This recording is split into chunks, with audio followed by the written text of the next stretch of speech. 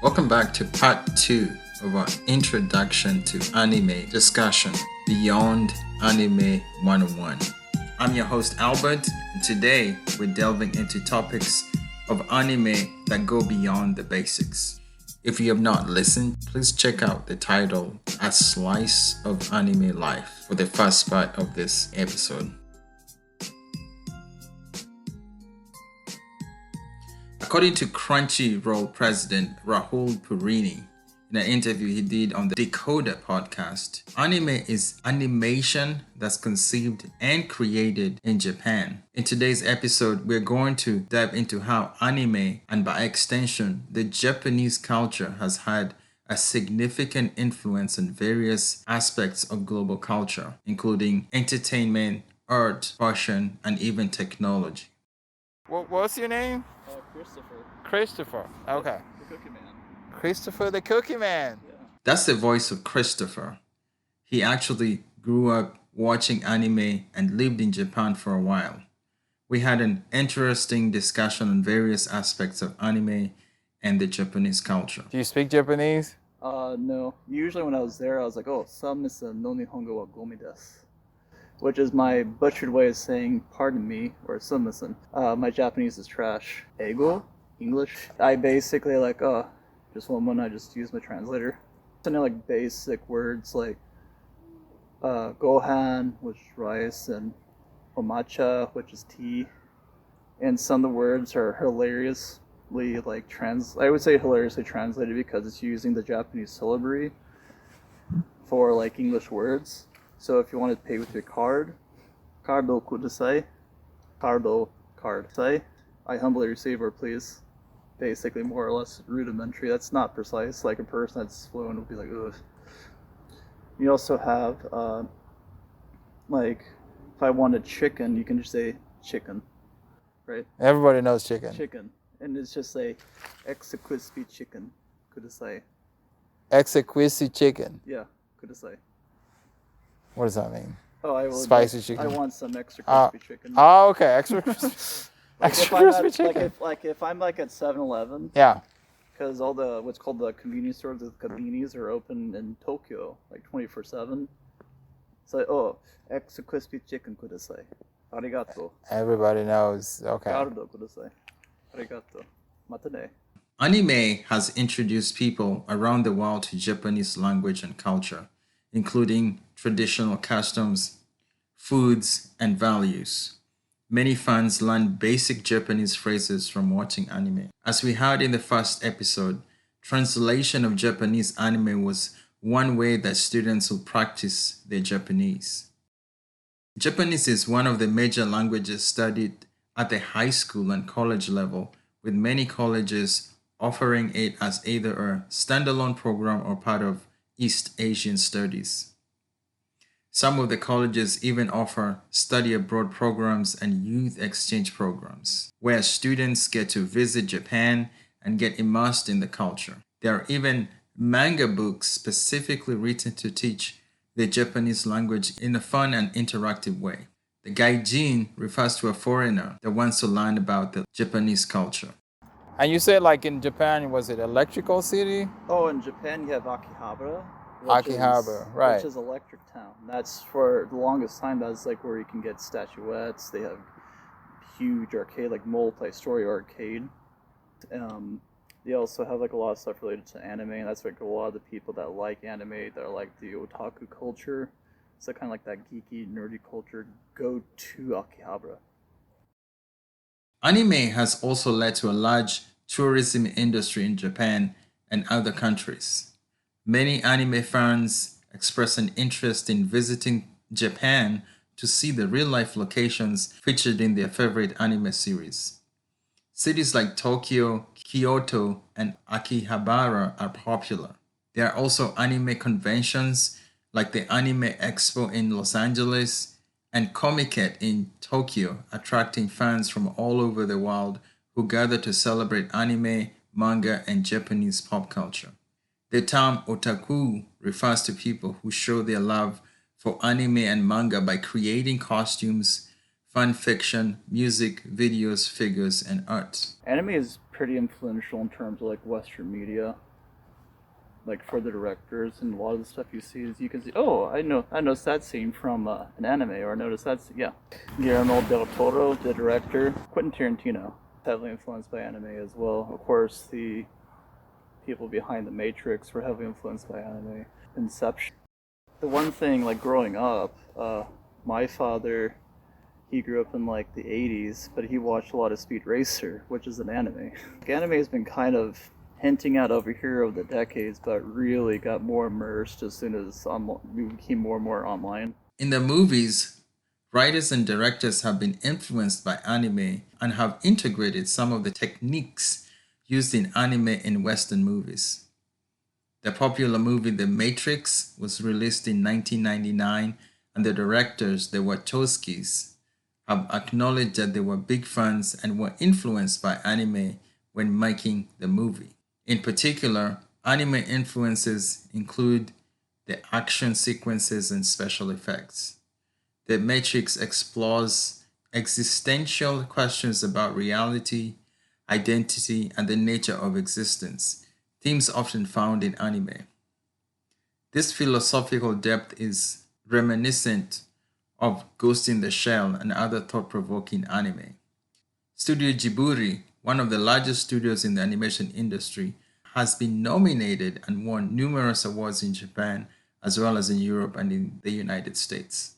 So why are you not that much into anime? I mean, I enjoy it, but I don't let it be the only thing I enjoy. Because I also enjoy other Japanese films. I like Kurosawa. I like Ozu, who's a famous movie director. He was known for filming his films at this angle right here. You know, video games, Nintendo, PlayStation. I also enjoy Japanese literature. To me, it's like that's one area that I enjoy, but it's not the It's only not thing. just the only area.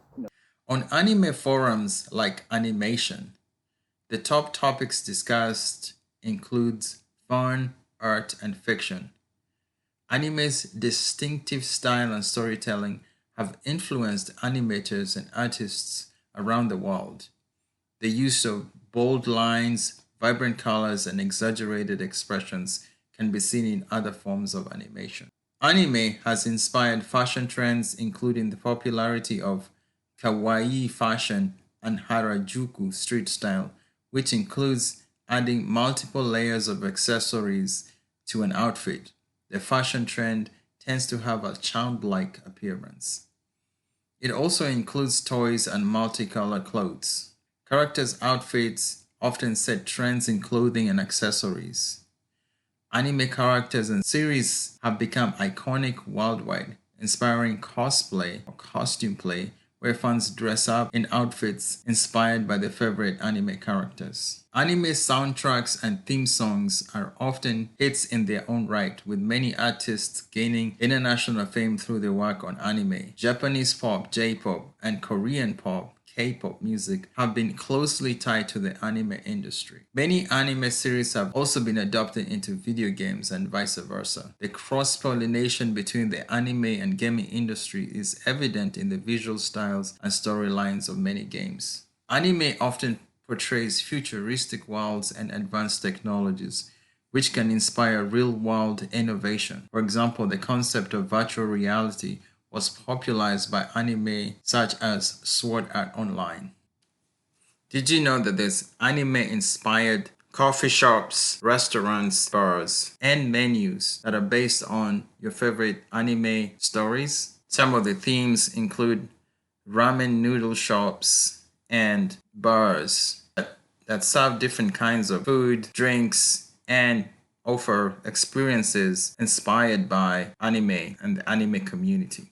Anime-inspired menus include ramens from Naruto, Oden soup from One Piece, and coffee jelly from the disastrous life of Saiki.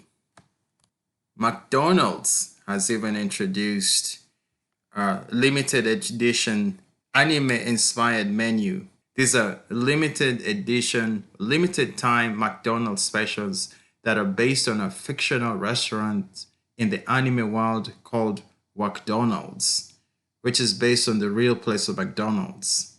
Offerings include a new sauce, packaging, and even animated series.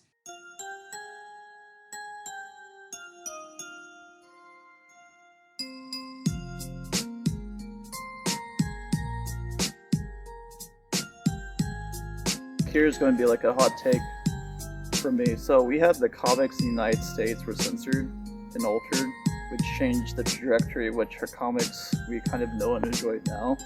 That's a big reason why the superhero comic genre became so prominent. Was because of that, like the censorship. Okay. I think if it wasn't as censored as heavily as it was, we would have seen different kinds of comic books becoming more and more prominent throughout the 60s, 70s, 80s, and 90s.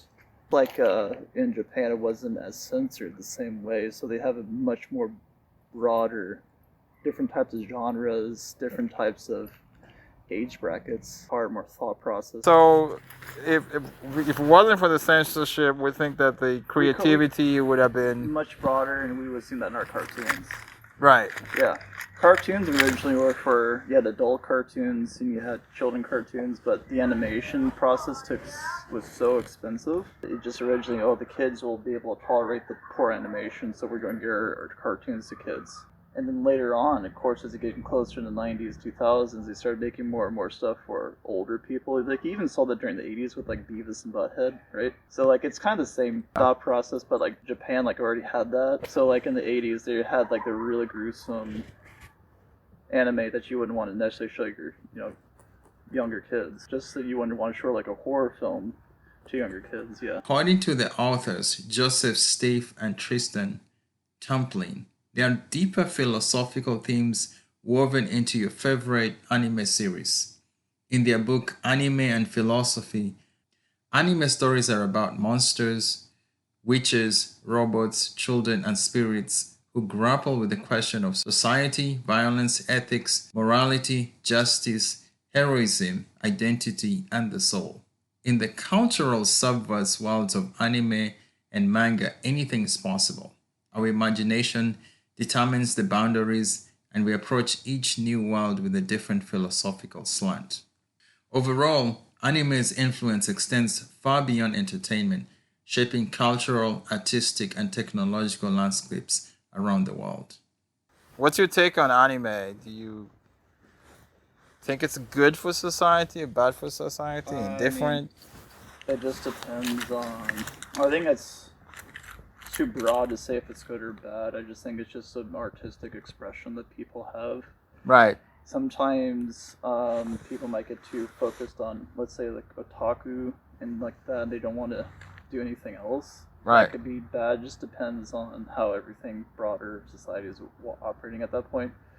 Right now, hilariously enough, Japan's been trying to be more pro-natal, right? Because they're having a shrinking population, so they're trying to, through their anime and through all their different things, they're trying to make sure they have love interests, they have children. It's like there's a big emphasis on that because Japan's population is shrinking. And sometimes in anime and manga, you can have pro-Japan points of views. That's kind of like, I don't necessarily think that's exactly what happened, but okay. Yeah. How do you feel about it, though? Do you think it's a good thing, bad thing? The anime Source thing? of entertainment? So what do I think about anime? If you remember, we used to have cell phone called BlackBerry. And BlackBerry used to have, it was one of the most secure phones, and its selling point was actually that it had a physical keyboard.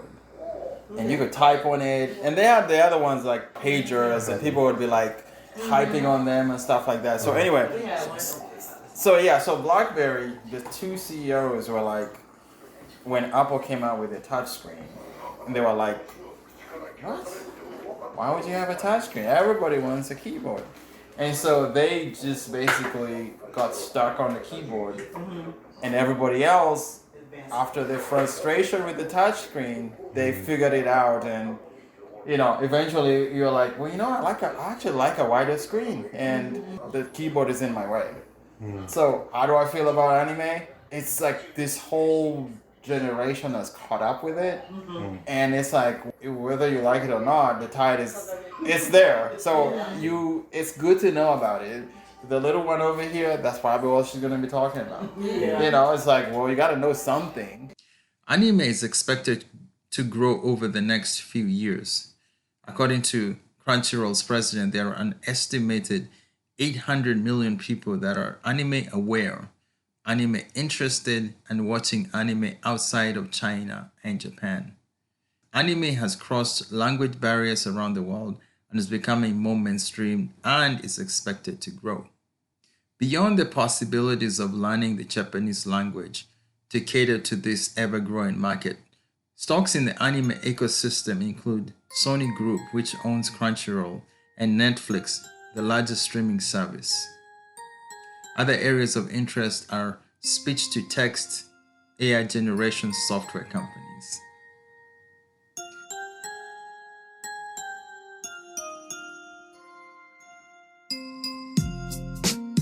And there you have it. Hope you enjoyed this episode. Please like, subscribe, and share this podcast with someone today. Thank you so much.